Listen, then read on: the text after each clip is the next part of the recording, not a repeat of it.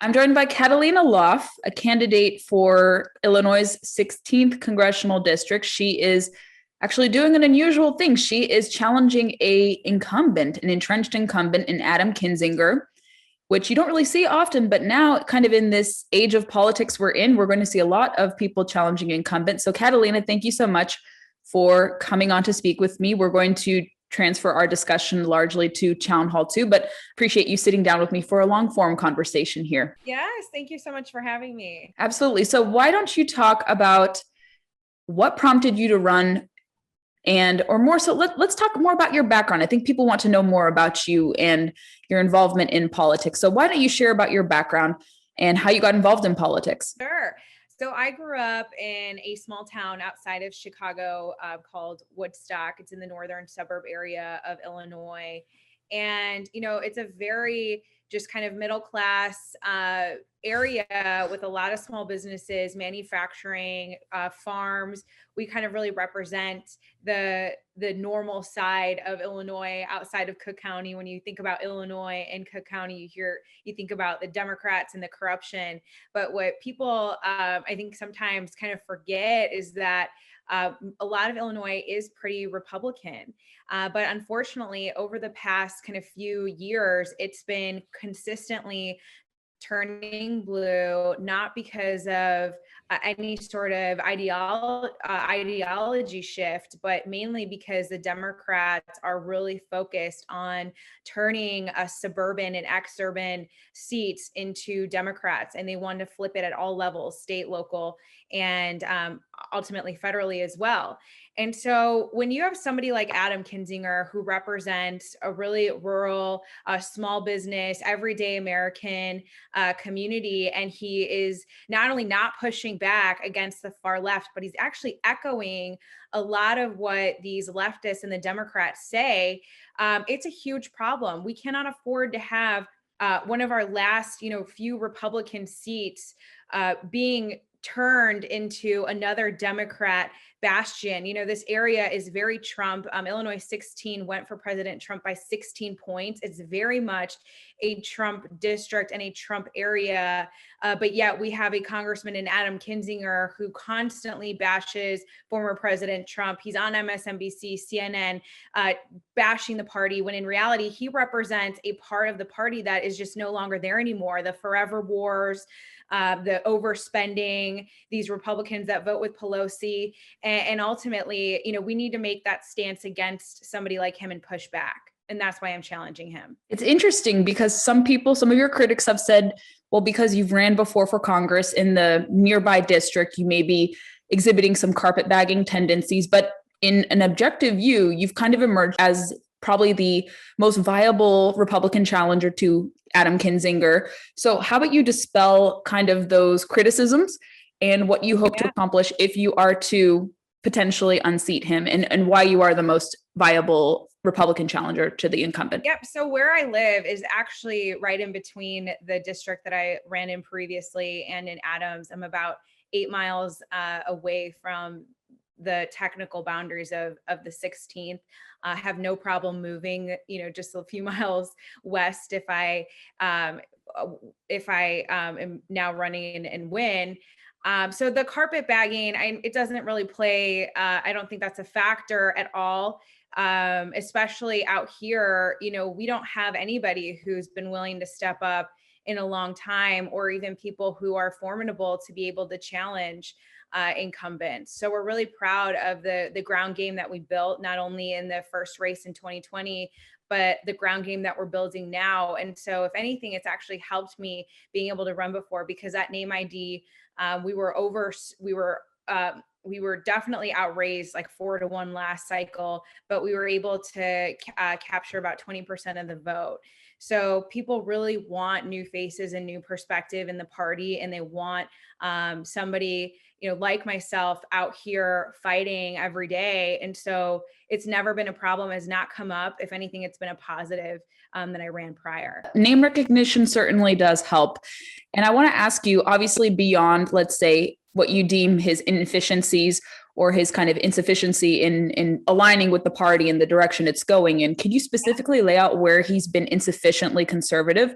I know he supported and voted for the universal gun background check bill, but could you point out his inefficiencies kind of from a public policy standpoint more specifically? Absolutely. So he's got not a great rating with the Club for Growth, for example. That is a very fiscal conservative policy group. He's voted on spending bills with Pelosi. One in particular was where increasing career politician, or I'm sorry, a bureaucrat's pay, for example. That's just one of many.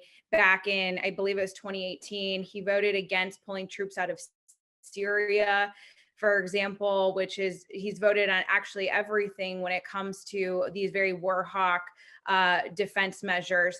And ultimately, when you have somebody like that who represents really this old guard establishment type of ideology, it's so clear that he doesn't understand where we are as a party moving forward. On top of that, you know, I was an appointee with the Trump administration, and when I worked at the Department of Commerce, we had things like Tax Cuts and Jobs Act, opportunity zones, really great pieces of legislation coming out of the Department of Commerce. And, you know, I've never heard Adam talk once about opportunity zones when there are 3 and 4 in his district. I've never heard Adam talking about the need to bring back manufacturing to the U.S., bring back manufacturing to his district, voting on things that are not pushing back on his economic policy. What else do you think he's been insufficiently Republican on? Well, and first and foremost, also gun control. I mean, that HR 8 is a huge red flag, no pun intended. It is, when you look at all the policy and all the legislation that is already out there when it comes to gun control policy, and not to mention our own state policies, when you have your representative voting on a federal level on something like HR 8, you are complete. I mean, it's chipping away at individual liberties every day. And we need strong conservatives. We need strong fiscal conservatives. We need strong conservatives on the individual liberties front as well. He might as well be a Democrat if he is, you know, continuously voting on those measures.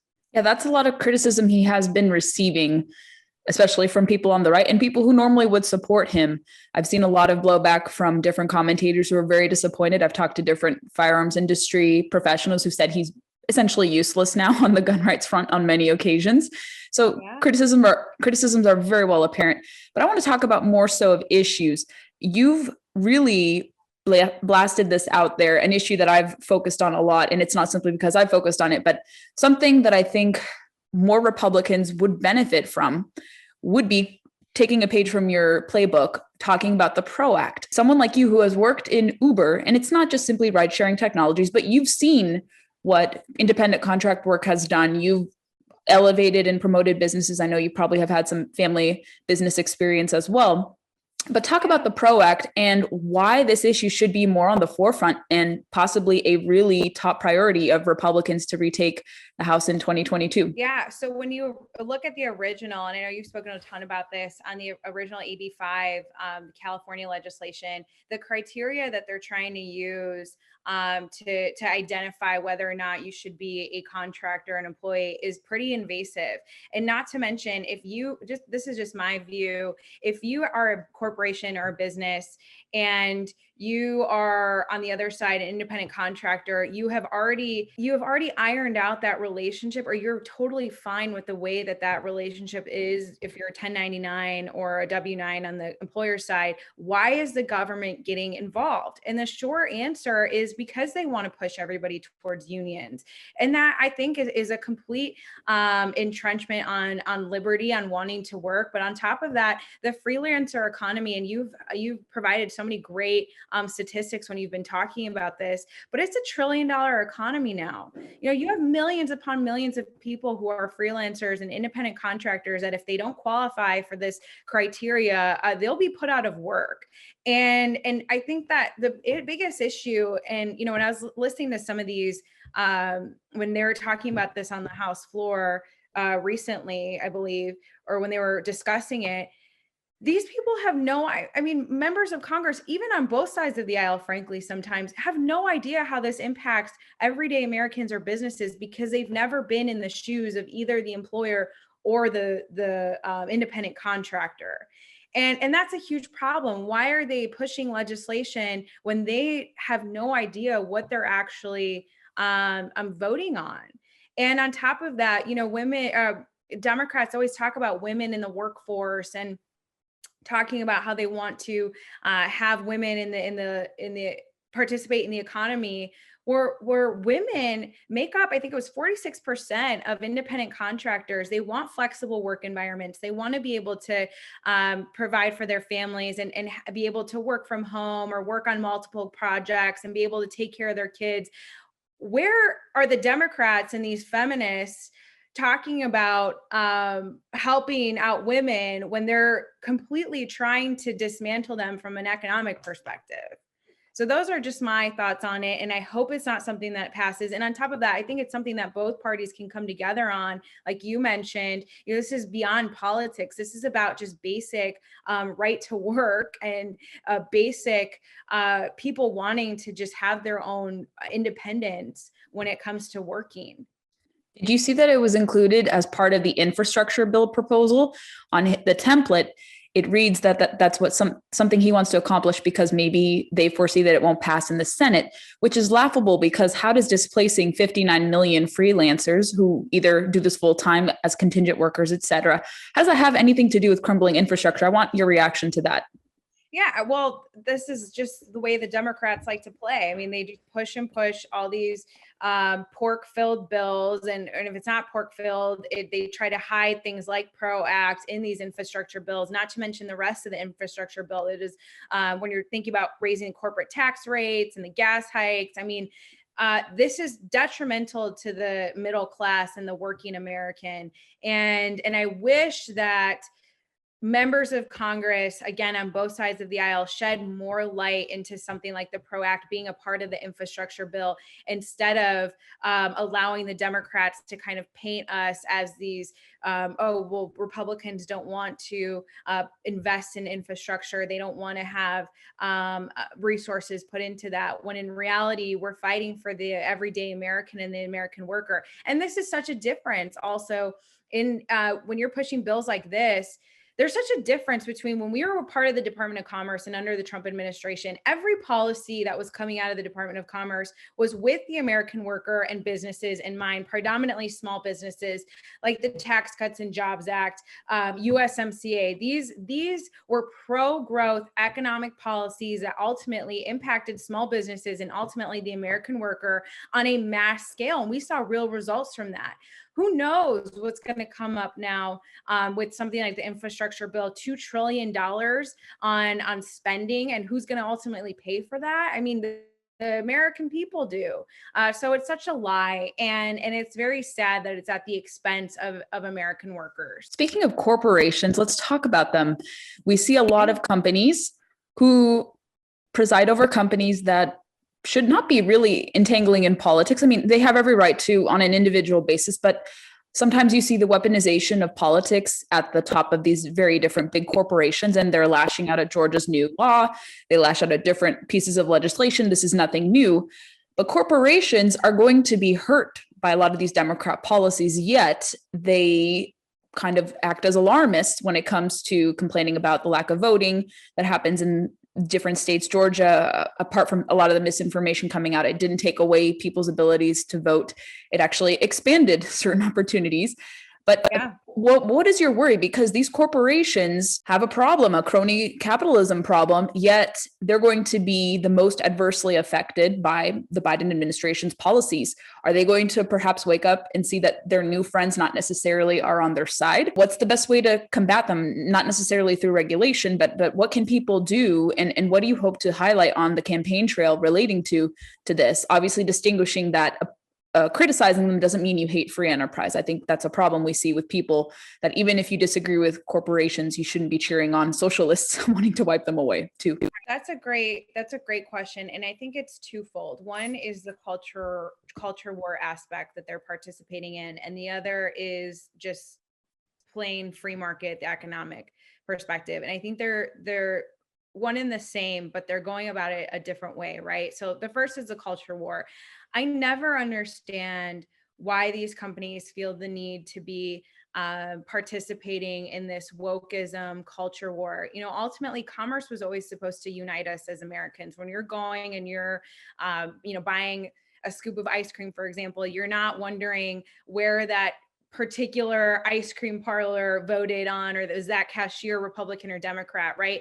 It's a transaction, product, and a service based on supply and demand. Those things are supposed to unite us. What we want as consumers, and if somebody has a product or service that we want, it plain and simple, that's the transaction. Why is it that they have, over the last probably 5 and 10 years, started to participate in this wokeism culture?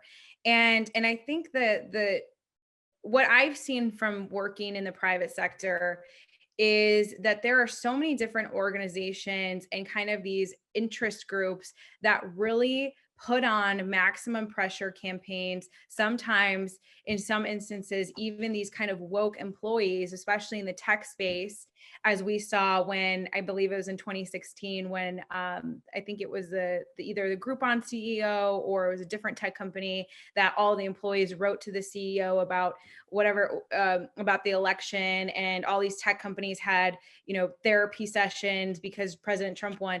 I think it's so much pressure from internal employees, and also kind of these outside interest groups that really force the higher ups to make a stance. And ultimately, those companies need to make a clear choice and say, well, what's better for our bottom line, right? If you're a company and you're caving into your woke employees or these woke interest groups, you're ultimately going to hurt economically, because you are alienating, for, in this case, in this last election, 75 million people who disagree with whatever stance you're taking from a political perspective. They might love your product, but they fundamentally disagree with the fact that you are coming out and speaking out against whatever the politics are.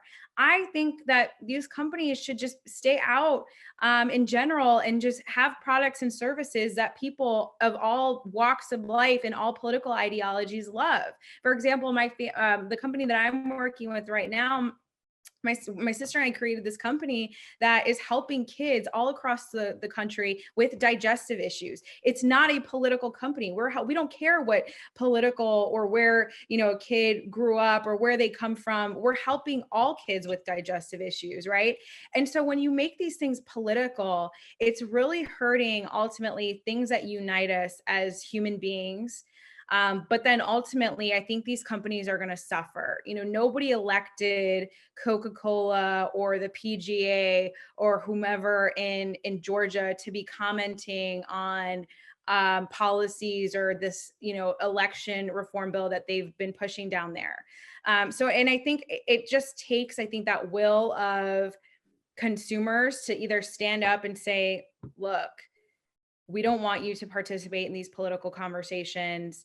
We're not going to be purchasing from you. I wish it weren't getting to that point, but it seems like over and over again it is. And then the hypocrisy, to your second point, is that a lot of these policies that Democrats want to push, regardless of the crony capitalism, because there is a lot of that happening as well, but these policies are completely anti-capitalist and free market in general. So ultimately, they're screwing over these companies from an economic policy perspective. Why, again, are they trying to cater to them from a socio-political narrative when it comes to like the culture war? So they're one and the same.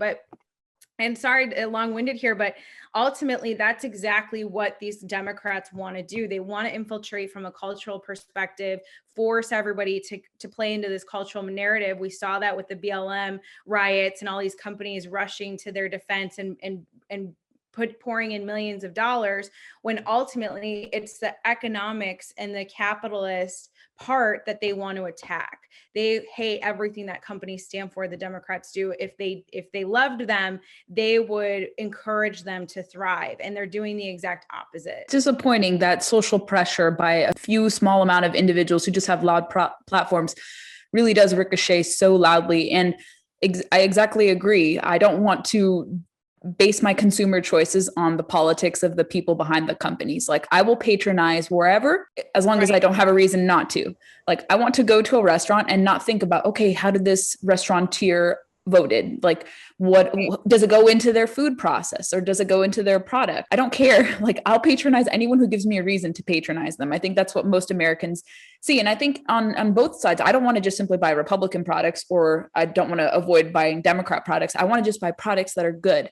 I think that's something that all of us can agree with. And I think we have to depoliticize kind of consumerism. And I don't know if that could be achieved whatsoever in the coming years, but we'll have to see. But maybe the power of the consumer can outweigh this kind of social corporate doctrinaire philosophy that is emerging in the corporate boards. And I think it's also because stakeholders, a lot of people are buying shares into these companies who very vehemently disagree with the mission statement. I know this is the case in a lot of gun manufacturer companies. A lot of people who don't agree with the Second Amendment have started to buy shares, and they're starting to buy influence. And I don't know how people can effectively counter that.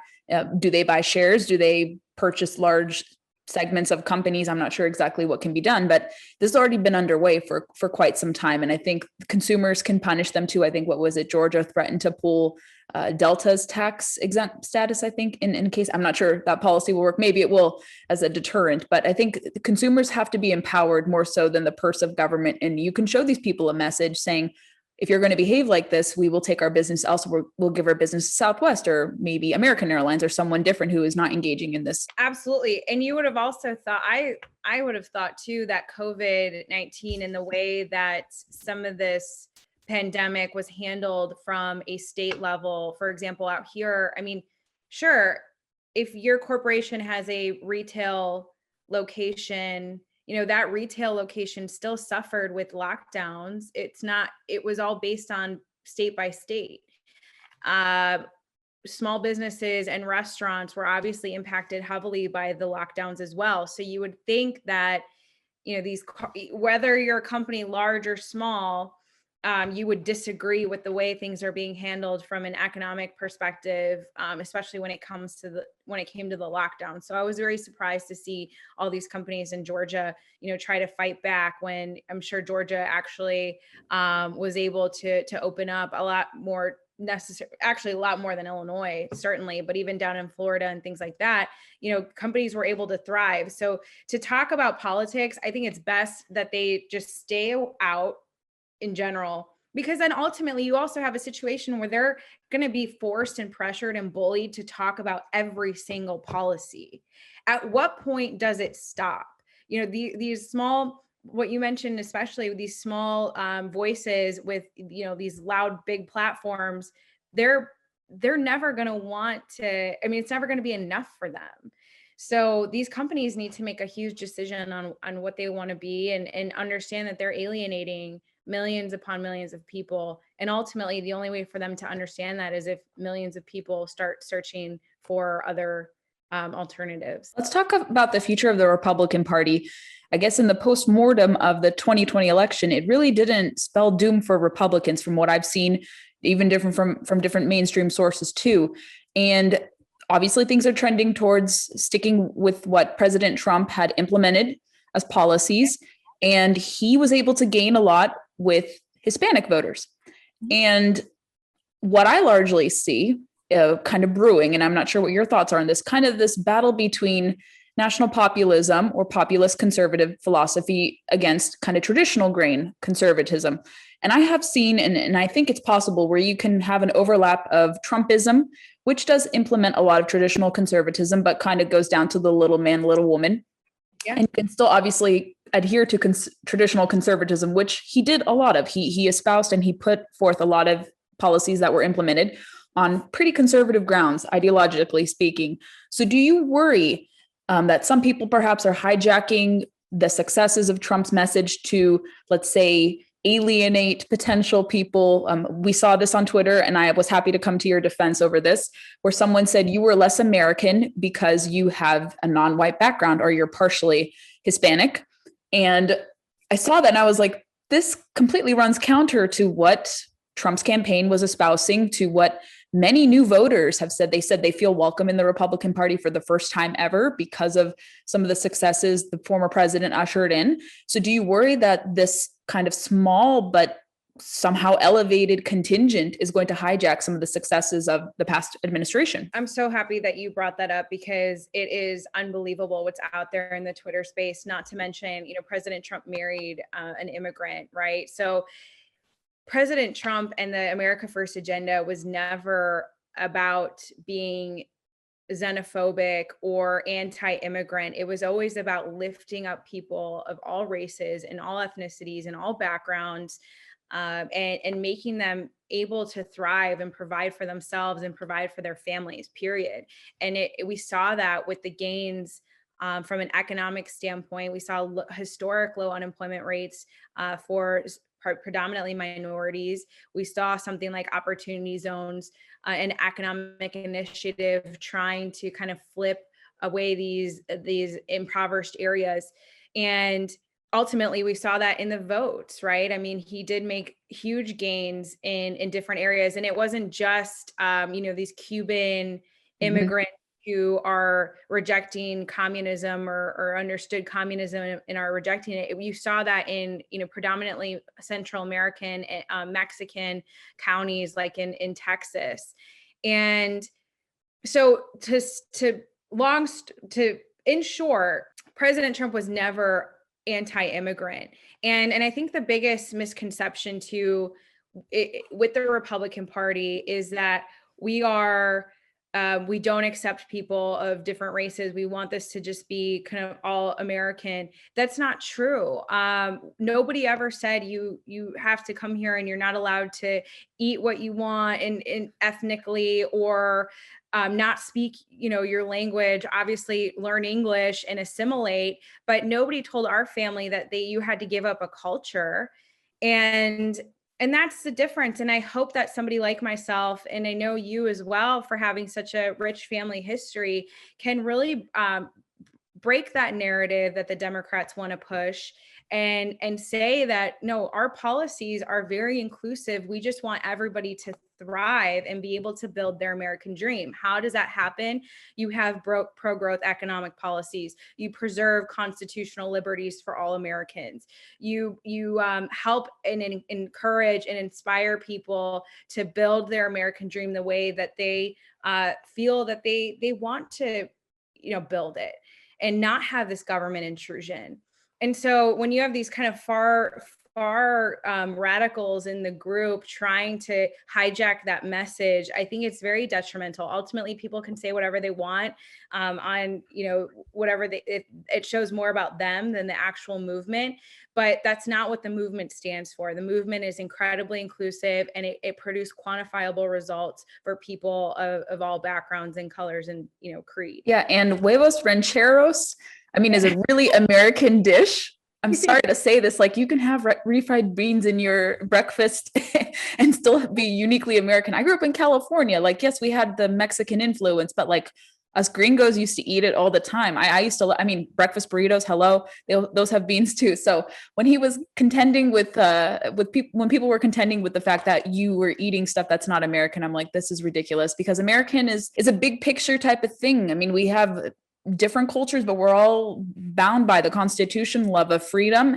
And yes, we have all different cultures, but we blend in. We're a melting pot, and we can all embrace those cultures without having our Americanism questioned. And I've certainly been on the receiving end, having family coming from Eastern Europe. They say, well, because of your last name, you're not American or whatever, which is dumb. It's like, I'm proud of my partial Jewish heritage. I don't care. Like, you take it or leave it. Like, it makes me more unique, but I'm American first, of course. That's how it is, but you can embrace your heritage. Like, my parents speak their native tongues, nothing wrong with it. They assimilated, yet they're smarter because they know more languages. There's a correlation when you're enhanced by cultural enrichment. I think that's what a lot of these people fail to underscore. And good for you for fighting that back. I know they're a small minority, but I think it's important to address this because this is going to be the kind of gorilla in the room, I think, and I hope other Republican candidates like yourself can come out against this and fight back. Is there anything else also you would like, while I'll still have you, any causes that you care about? I know you're really big into military advocacy. Yeah. So I've had family who served, and I'm very passionate about the veteran community.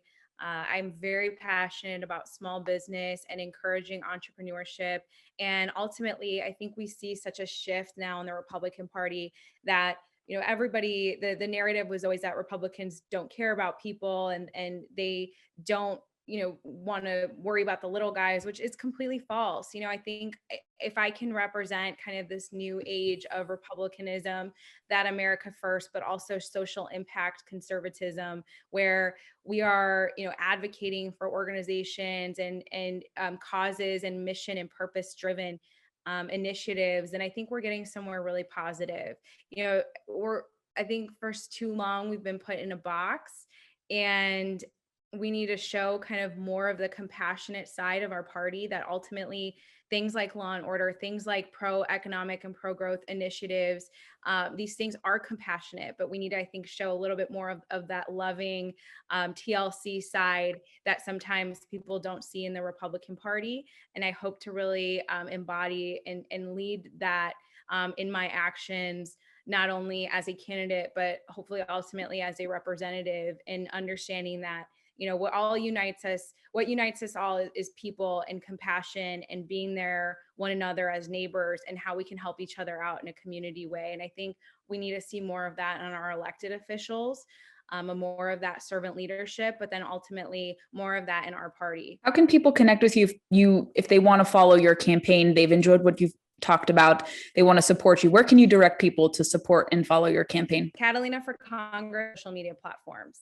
And I know you, and I wanted to mention too, I know you do this with the conservation stuff, right? I mean, these are highlighting these issues in a way that shows it that it's positive. It's not Democrat to want to conserve our nature and the beauty of our country. That's not a Democrat policy, but traditionally they try to just put us in these boxes where we need to show this kind of social impact side of the Republican Party. And I don't think that's wrong. I think we can make huge gains with people. Well said. And I wish you success in your campaign. It'll be interesting to follow along and see if you can successfully topple Kinzinger, if you can make some gains there, and best of luck. I hope we can revisit again sometime soon. And if you want to talk about conservation in the future, happily, I'll have you come on my podcast. Maybe we'll get you to do some fishing and such.